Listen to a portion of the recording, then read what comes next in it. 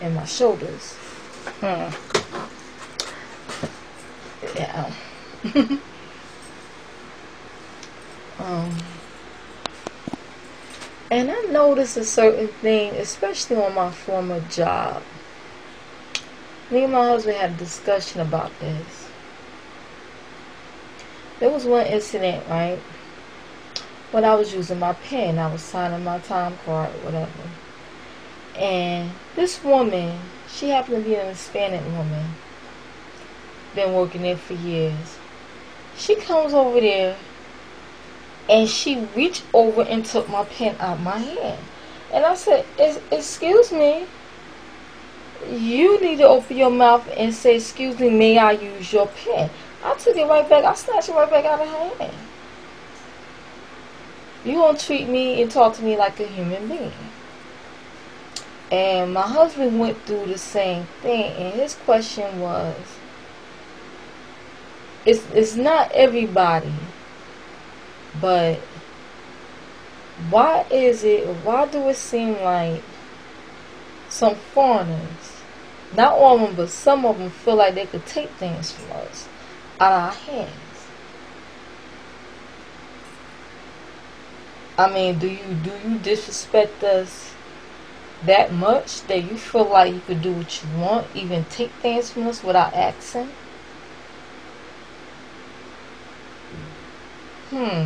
Especially if they think that person is nice. Because on my former job, I'm quiet, but I got a serious persona about me. So they don't know how to take me. Some of them think I'm mean, I'm this and that, without really getting to know me. But I see a lot of trickery that goes on that job. It's a lot of wickedness. It's a lot of snakes there. If they feel like you're too nice, they'll eat you up and spit you out. I've seen it happen. I've seen it happen to too many people there. So it's good. It's better that they think twice before messing with me versus me being too nice and then they screw me over. Next thing you know, I'm fired or I'm walking off my job because of some bull crap. But why is that? Why do it seem like that? Why do it seem like you go into certain restaurants or certain stores owned by foreigners and they treat certain black people that actually talk to them with respect? Some of them talk to us real nasty. I noticed that. But if you talk to them nasty, they don't say nothing. Or, they don't come at that person too much. But when you try to show respect, when you try to talk to them like a human being, like you got some sense, they feel like they can make little smart comments to you. Say make little smart remarks. Or start talking in their own language, giggling and whatever. And treat you like shit. I'm just going to say it. Why is that?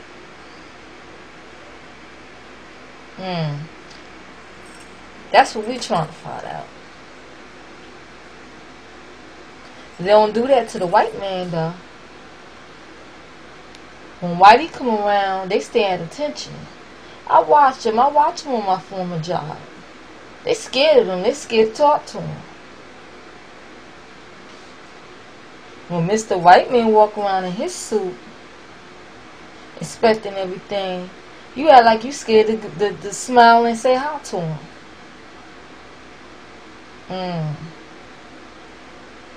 But you want to snatch pens out of my hand.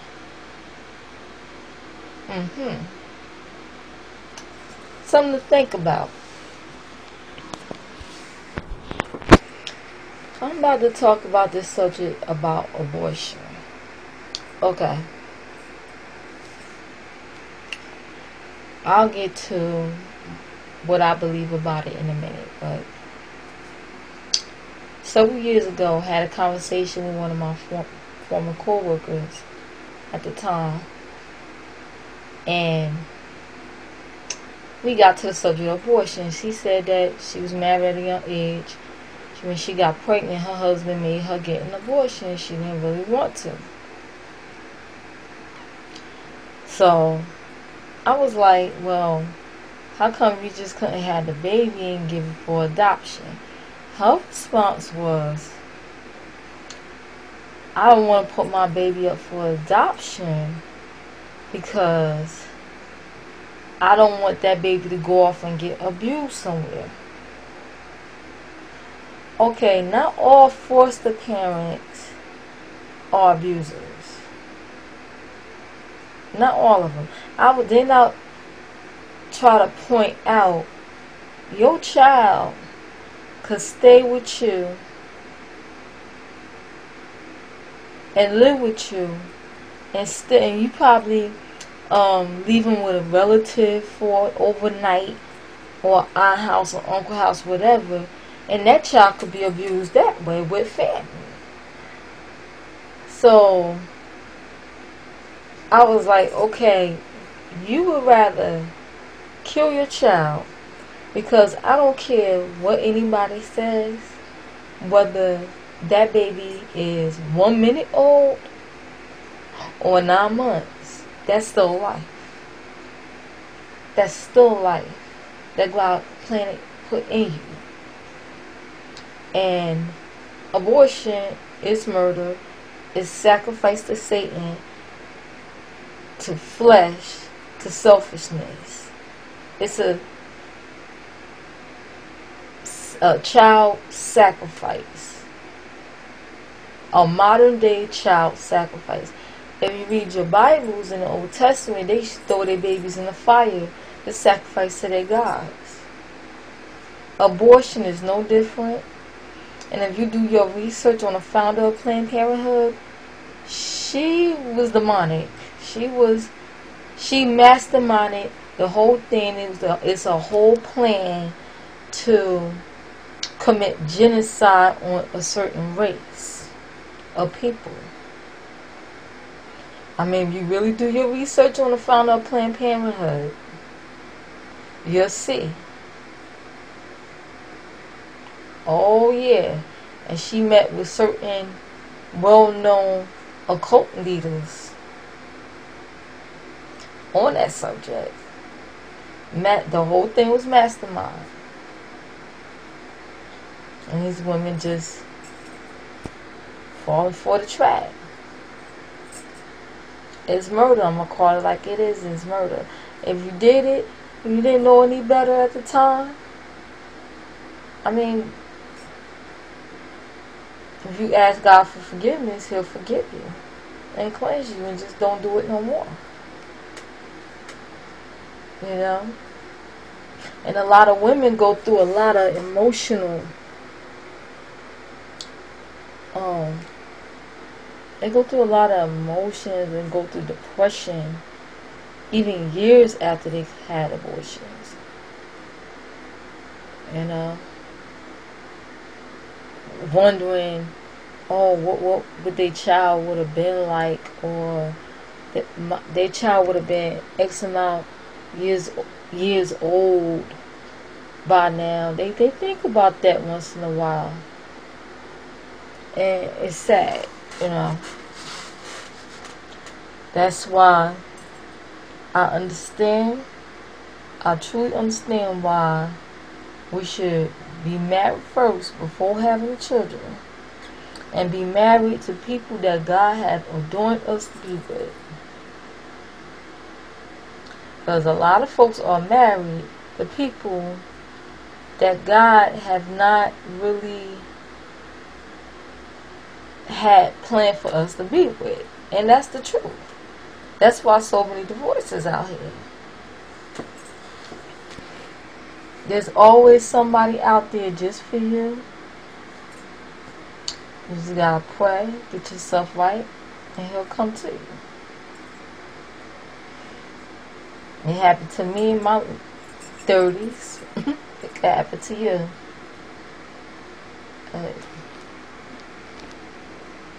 Yeah, so we had this, disagreement. I was like, well, you rather just do that versus put your child for adoption. I was like, well, what if that child don't be abused? What if he's put in a very good home and that child don't be abused and that child succeed and become a better productive adult? You know, you just don't want to live with the guilt of giving up your child. Tell it like it is. That's what it really is. But if you can't take care of your child, give it to people that can't have babies that's willing to take them in. There's no guilt in that. People been doing that for the longest. That's better than I'd rather see somebody get a child for adoption versus dumping a child in a garbage can like they're trash. Going in an abortion clinic. I mean, do you really know what these children go through? It's torture. It's torture. If you see videos on how abortions are performed, especially second and third trimester abortions, them babies feel that. They got feelings. Just because they're not born yet, you think they're not alive? And the ones that's telling that lie, how dare you? You're nothing but Satan agent. That's what you are. How dare you say when a woman get pregnant, it's a it or it's not a life yet? Then you got these women out here, it's my body, and you have men that actually want to be there for their babies. But you got these women trying to be empowered, using their body as a weapon against these men. And these men really want to be there for their children, and they feel helpless. Men, I'm going to say this. I say it 100 times, and I'm saying it here on YouTube. Know who you laying up with, and that goes for the women. You get to know that person before you sit there and have sex with them. Because when you have sex with a person, you become bonded, or you become attached spiritually as well as physically. You're spiritually bonded to that person and become soul ties. Oh yeah.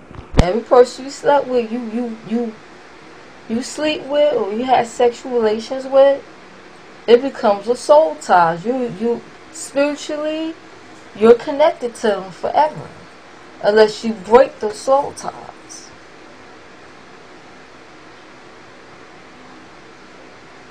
Unless you break those soul ties, you're gonna find yourself constantly thinking about this person.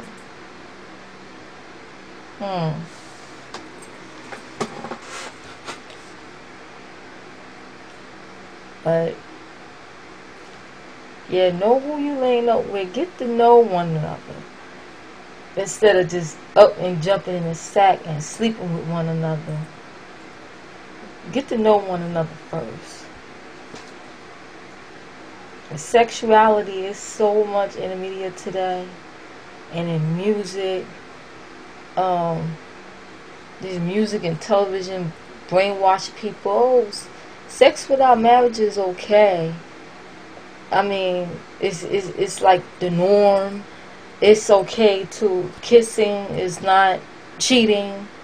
As long as you don't have traditional sex, it's okay. Sex is sex. Sexual acts is sexual acts, period. Even if you're doing it here. Even if you think about it. Even if it's in your heart. It's there. The seed is planted there. You know? I mean, some of these music videos now is almost like porn. They're almost like porno, especially if you watch it late night. I'm like, oh my God, it's like watching a porno.